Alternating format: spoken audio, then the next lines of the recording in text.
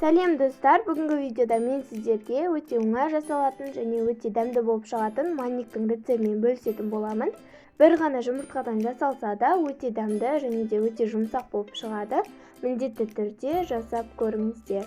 Ең алдымен бір жұмыртқамызға 200 грамм қантымызды саламыз және жақсылап араластырамыз. Миксермен араластырсаңыздар да болады. Немесе вилкамен, кәдімгі мен секілді венчикпен де араластыра берсеңіздер болады. Жақсылап араластырамыз. Және осы массамызға 100 грамм ерітілген немесе үй температурасындағы жұмсақ сары майымызды саламыз. Жақсылап осымен де араластырып аламыз. Араластырғаннан кейін 200 граммдай айран қосамыз. Және онымен де жақсылап араластырып аламыз. Араластырғаннан кейін 1 чайный ложка сода, яғни 1 шай қасық соданы салып, жақсылап араластырамыз.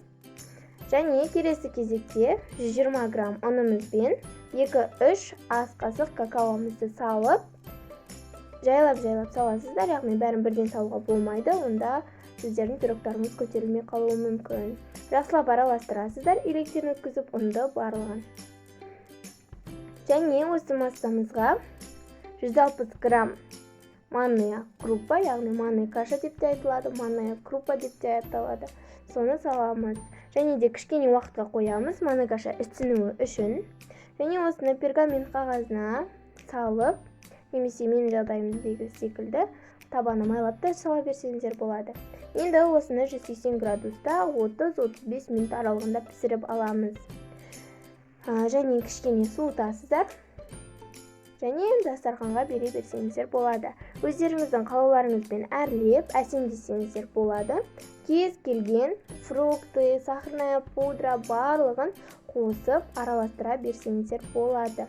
Өте дәмді болып шығады. Міндетті түрде жасап көріңіздер деп айтқым келеді. Сондай-ақ төбеде көрсетілген менің Instagram парақшама тіркелуді ұмытпаңыздар.